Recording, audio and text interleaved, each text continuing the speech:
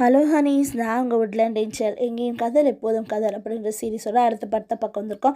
இந்த பார்ட்டில் எடுத்தோடனே ஹீரோ வந்துட்டு நேராக ஹீரோயின்கிட்ட இந்த மாதிரி வந்து அவங்க அப்பாவோட மனைவியவே அவன் வந்து விரும்ப போகிறான், என்ஜான் அப்படின்னு சொல்கிறாங்க. என்ஜாங்கிறது வேறு யாரும் இல்லை, நம்மளோட ப்ளூ ஸ்னேக்கோட பையன் அப்படின்னு சொல்லிட்டு. அவங்க அப்பா யாருன்னு தெரியுமா, யார் அப்படின்னு சொல்லி கேட்கும்போது கதவு ஜன்னல் வந்து காற்றுக்கு திறந்துக்குது. இதை பார்த்தோன்னே ஹீரோயின் வந்துட்டு நான் போய் ஜன்னலை சாத்திட்டு வந்துடுறேன் அப்படின்னு சொல்லிட்டு அவங்க போகிறாங்க. அப்போ வந்து ஹீரோ என்ன பண்ணுறாருன்னா, நக்கலாக ஒரு சிரிப்பு சிரிக்கிறார். என்ன பார்த்தோன்னா அவரே வந்து பெட்லலாம் படுத்துட்டு சரிவா வந்து படு அப்படின்னு சொல்லிட்டு அவர் உள் பக்கமாக படுத்துட்டு வெளி பக்கமாக ஹீரோயினை படுக்க சொல்கிறாரு. நீ எங்கே படுக்கிற அப்படின்னு சொல்லி கேட்டோன்னே நான் கீழே படுத்துக்கிறேன் அப்படிங்கிறாங்க. இங்கே பாரு, சண்டை போட முடியாது, உங்ககிட்ட பவர் இல்லை அப்படின்னோடனே சரி நான் இங்கே படுத்துக்கிறேன் அப்படின்னு வெளி பக்கமாக படுக்கிறாங்க. அப்போ வந்துட்டு ஹீரோ சொல்கிறாரு, அங்கே ஒரு ராக் பேர்டுன்னு சொல்லிட்டு ஒரு பேர்டு வரப்போகுது.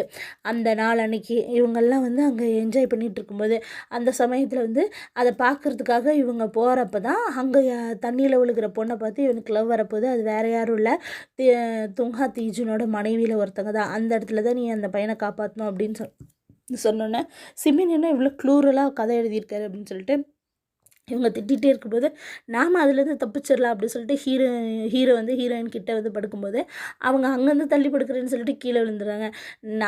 நீ இப்படி உருண்டு படுத்தினா கீழே விழுந்துருவேன் போல இருக்கே அப்படின்னு சொல்லிட்டு ஹீரோ வந்து கை கொடுத்து தூக்குறாங்க. அப்போ ஹீரோன்னு சொல்கிறாங்க, இல்லை கட்டில் தான் சின்னதாக இருக்குது அப்படின்னு சொல்லிட்டு. சரி நீ இன்சைட் போய் படுத்துக்க அப்படின்னு சொல்லிட்டு அதுக்கப்புறமா அவங்களுக்கு அடுத்ததாக ஹீரோ போய் படுத்துக்கிறாங்க.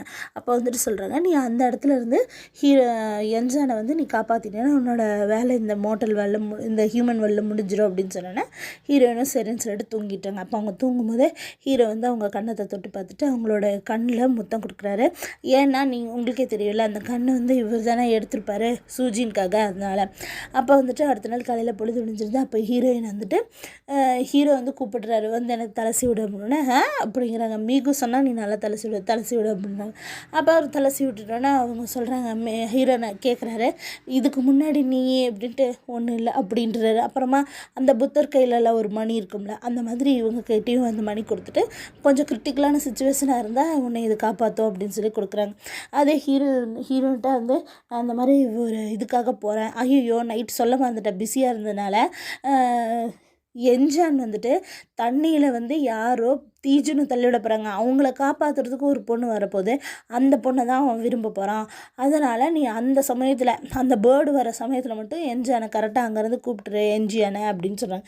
உடனே இவங்களும் சரின்னு சொல்கிறாங்க. அப்போ தான் வெளியே இருந்துட்டு யோசிச்சு பார்க்குறாங்க, என்ன நைட்டு இவன் ரொம்ப பிஸியாக இருந்தேன்னு சொல்கிறான், இந்த மாதிரி முக்கியமான விஷயத்தை மறக்கிறதுக்கு அப்படின்னு சொல்லிட்டு யோசிச்சுட்ருக்காங்க. அப்போ தான் அந்த நம்ம என்ஜியான் வந்து நம்மளோட ஹீரோயினை பார்க்கலாம். அப்போ வந்து ஹீரோயின் என்ன வேணும்னு வந்து ஹீரோயின் கேட்கும்போது உங்கள் கழுத்தில் ஒரு காயம் இருக்குது அதை தான் கேட்டேன் அப்படின்னு சொல்கிறாங்க. ஹீரோயின் சொல்கிறாங்க, ஓ அப்படின்னு சொல்லிட்டு ஒருத்தங்க எனக்கிட்ட வந்து உன்னை பற்றி சொன்னாங்க, நீ வந்து தரையில் நடக்கும்போது எறும்புக்கு கூட தீங்கு நினைக்க மாட்டேன்ட்டு. ஆனால் எறும்புக்கு தீங்கு நினைக்க மாட்டேன்றதை விட எறும்பை தாண்டி நம்ம போயிடணுன்ற எண்ணம் தான் உனக்கு இருக்குது.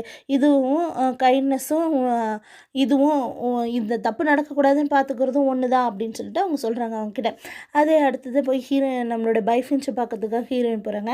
அப்போ வந்து அவங்க ரொம்ப எமோஷ்னலாக அழுதுகிட்டே இருக்காங்க. என்னை கூட்டிகிட்டு போயிடாதீங்க, நான் வந்து நன்றி கடன் செலுத்த வந்திருக்கேன் ப்ளீஸ் அப்படி சொல்லிட்டு. இதை வந்து அவங்களால கண்ட்ரோல் பண்ணவே முடியலன்னொடனே ஹீரோயின் வந்து பைஃபன்ஸுவை மயக்கம் போட வச்சுட்டு உள்ளே கொண்டு போய் படுக்க வச்சுறாங்க. படுக்க வச்சுட்டு இவங்க சாப்பிடும்போது நினச்சி பார்க்குறாங்க, ஏன் இந்த 2 லைஃப் கேர்ஸை இந்த பொண்ணு யூஸ் பண்ணியிருக்கா, நன்றி கடன் தானே செலுத்த வந்தா அப்படின்னு சொல்லிட்டு யோசிச்சுட்டு இருக்காங்க. அதே சமயத்தில் இங்கே காட்டுறாங்க, நம்ம மோயுவனையும் நம்மளை ஆலிக்குட்டியுமே வந்து ஷென்னியும் தூக்கிட்டு வந்திருப்பாங்க. அப்போ வேலைக்கார பொண்ணு வந்து இந்த மாதிரி செய்யாதீங்க, இது ரொம்ப முக்கியமான விஷயம் இல்லை, யாராவது உங்களை கண்டுபிடிச்சிட போகிறாங்கன்னே அந்த பொண்ணை கொண்டு போய் ஜெயிலில் போட சொல்லிட்டு அங்கே இருக்க ஜென்ரல்ஸை கூப்பிட்டு இந்த மாதிரி இவரை கொண்டு போய் மருந்து செய்கிற இடத்துல போட்டு இவங்க 2 பேரையும் சேர்த்து மருந்தாக கொண்டு வாங்க, என் பையனை காப்பாற்றணும் அப்படின்னு சொல்லிட்டு இருக்காங்க. இன்னும் கொஞ்சம் நேரம் ஆகும்னு சொல்கிறாங்க. ஹீரோயினை தேடி பைஃபன்ஸு வராங்க. வந்துட்டு தயவு செஞ்சு அத்தை என்ன மன்னிச்சிருங்க அப்படின்னு சொல்கிறாங்க. ஒன்றும் மன்னிக்க மாட்டேன், எந்திரிச்சு உட்காருமா அப்படின்னு சொல்லிட்டு, நீ ஏன் 2 கேர்ஸோட லைஃப்பை 2 லைஃப் கேர்ஸை வந்து யூஸ் பண்ண அப்படின்னு சொல்லி கேட்குறாங்க. இல்லை அவரோட கனவுல நான் போய் கேட்டேன் அப்படின்னா எல்லாம் கேட்டிருப்பார். அவரே ஒரு கல் மூஞ்சி மாதிரி இருப்பார். அவர் என்ன சொல்லியிருப்பார், எனக்கு ட்ரூ லவ் வேணும்னு சொல்லியிருப்பார். அப்படி தானே அப்படின்னா சூப்பர் நீங்கள் கண்டுபிடிச்சிட்டிங்க அப்படின்னா சரிப்போ என்ன ஒன்று செஞ்சால் சரி அப்படின்னு சொல்லிட்டு அவங்க சொல்கிறாங்க. சரின்னு சொல்லிட்டு இவங்க 2 பேரும் பேசிட்டு கரெக்டாக வெளியே வரவும் நம்மளோட ஜியான் வந்துடுறாங்க.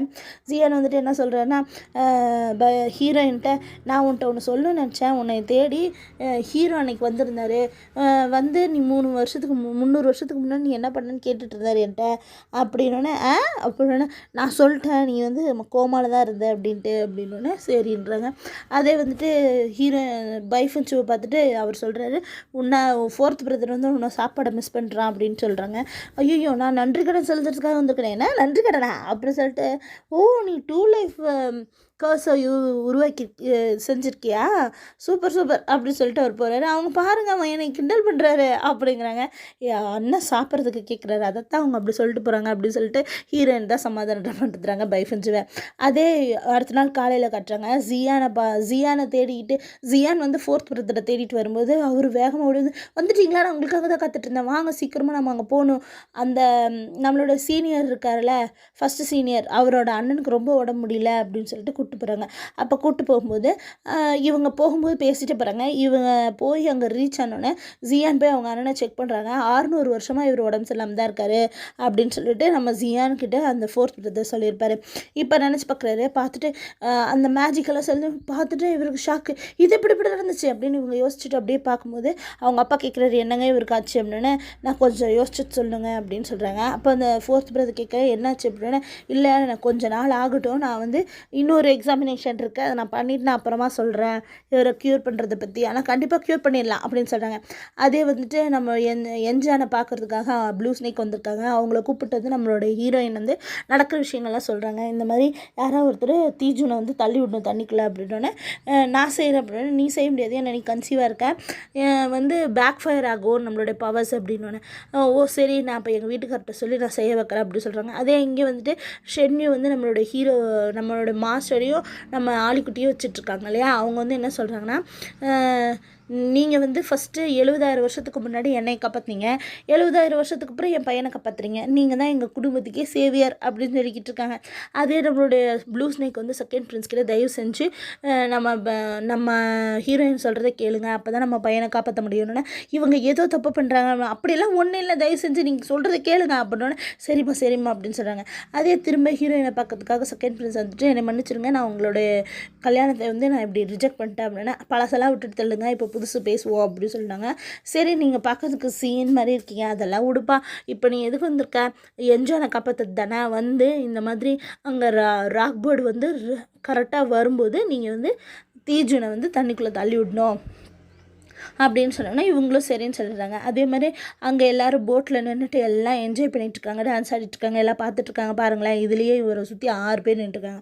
ஒருத்தவங்க வந்து என்ஜானோட அம்மா, 7 பேர் தானே. இதில் வந்து ஹீரோவுக்கு, அதாவது நம்மளுடைய தீஜுனுக்கு வந்து 7 மனைவி.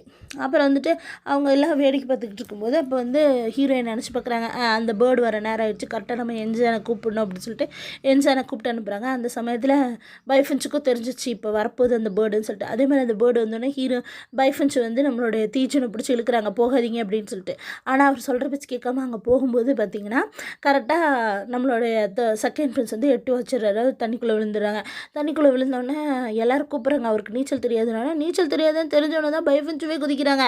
அப்புறமா பார்த்திங்கன்னா ஹீரோயின் அங்கே நின்றுட்டு யார் தான் அந்த பொண்ணு தீஜனை காப்பாற்ற போகிறா அப்படின்னு சொல்லி பார்த்துட்டு இருப்பாங்க. பார்த்தா ஏதோ ஒரு மேஜிக் வந்து அவங்கள தண்ணியில் தள்ளிவிட பார்க்கும். ஆனால் ஹீரோ என்ன பண்ணுவார்னா, ஹீரோ இவங்களுக்கு முன்னாடி இருந்து அங்கே தான் நின்றுட்டு இருந்திருப்பாரு. ஹீரோயினுக்கு இப்படி நடக்குதுன்னு தெரிஞ்சோடனே ஹீரோயின் அவர் காப்பாற்றிடுவார். அப்போ வந்துட்டு சிம்மின் வந்து என்னங்க இப்படி பண்ணிட்டீங்க அப்படின்னு சொல்லுவாங்க. ஹீரோயினே கேட்பாங்க, ஏன்னா இப்படி பண்ண அப்படின்னு சொல்லிட்டு, நீ நல்லா இருந்தால் போதும், எவ்வளோ பெரிய பனிஷ்மெண்ட்னாலும் நான் பார்த்துக்குவேன் அப்படின்னு சொல்லிடுறாரு. நம்மளுடைய பைஃபன்ச்சு குதிச்சு நம்மளுடைய தீஜுனை காப்பாற்றிடுறாங்க. அப்போ அவர் எழுந்திரிச்சு, நீ ஏன் என்னை காப்பாற்றின அப்படி கேட்க, தயவு செஞ்சு நீங்கள் எதுவும் பேசாதீங்க, டாக்டர் வந்து உங்களை பார்த்துக்குவார் அப்படின்னு சொல்கிறாங்க. அதே சமயத்தில் இந்த பொண்ணு வந்து சொல்லுது, இந்த மாதிரி தப்பு நடந்துருச்சுட்டு. ஒன்று சூஜின்னு ஒன்றுமே இவ தான் அந்த பிளானே போட்டு கொடுத்துருப்பா. ஆனால் இல்லை, என்னம்மா இப்படி பண்ணிட்டேன், உனக்கு ஜலஸ் இருக்குன்னு எனக்கு தெரியும், இப்படியே பண்ணுவா அப்படி சொல்லி கேட்டோன்னே அந்த பொண்ணு அப்படியே திரு முழிக்குது, மன்னிச்சிடுங்க அப்படின்னு சொல்லிட்டு. அதே இவர் போகும்போது நம்மளோட செகண்ட் பிரின்ஸ் நம்ம ஹீரோயினை பார்த்து தேங்க்ஸ் சொல்லிட்டு போகிறாங்க. அப்புறம் நம்ம ஹீரோயின் வந்துட்டு என்ன பண்ணுறாங்கன்னா, நம்மளோட பைஃபன்ச்சு வந்து நம்மளோட தீஜுன் பக்கத்தில் உட்காந்துக்கிட்டு, தயவு செஞ்சு ஏன் இப்படி பண்ணுறீங்கன்னு கையை பிடிச்சி அழுதுகிட்டே இருக்காங்க. பார்த்தா சாயந்தரம் ஆயிடுது. ஐயோ என்னடா இவ்வளோ கேவலமாக நடந்துக்கிட்டோம் அப்படி சொல்லிட்டு வெக்கப்படுறாங்க. அதே நம்மளுடைய தீஜன் எழுந்திரிச்சோடனே அவங்களுக்கு வந்து உயர்ந்த போஸ்ட் ஒன்று கொடுக்குறாரு. அதுக்கப்புறமா நம்மளுடைய என்ஜான் வந்து நம்ம ஹீரோயினை பார்க்கறதுக்காக வரான். வந்துட்டு, மாஸ்டர் இந்த பறவை ரொம்ப அழகாக இருக்குல்ல, இந்த பறவை என்கிட்ட தான் இருக்குது, ஆனால் இது என்னோட முன்னாடி சீனியர் தான் கொடுத்தாங்க, நான் அவங்ககிட்டே திரும்ப கொடுக்கட்டுமா அப்படின்னு. அந்த பறவை வந்து பேசுது, தயவு செஞ்சு வேண்டாம் அப்படின்னு சொல்லிட்டு ஹீரோயின் கிட்ட. அவங்க என்ன சொல்கிறாங்கன்னா, அவங்க தான் உன்கிட்ட கொடுத்துட்டாங்களே, நான் வந்து வேணா உன் மாஸ்டர்கிட்ட பேசிக்கிறேன், இந்த பறவை உன் கூட தான் இருக்கணும் அப்படின்னு. ரொம்ப தேங்க்ஸ், இதெல்லாம் நீங்கள் சொல்லணுன்றதுக்காக தான் நான் உங்கள்கிட்ட கேட்க வந்தேன் அப்படின்னு சொல்லிட்டு ஹீரோயினோட என்னோடய கையை பிடிச்சிட்டு இருக்கவும் கரெக்டாக ஹீரோவும் சிம்மினும் வந்து ஹீரோயினை பார்க்கறது கரெக்டாக வந்திருப்பாங்க. ஏய் என்ன நடக்குதுங்க, நீ ஏன்டா என் பொண்டாட்டி கையை பிடிச்சிட்டு இருக்கிற அப்படின்னோடனே அவன் வேகமாக கையை எடுத்துடும். இவன் அங்கேருந்து வேகமாக இறங்கி நடந்து வருவாங்க.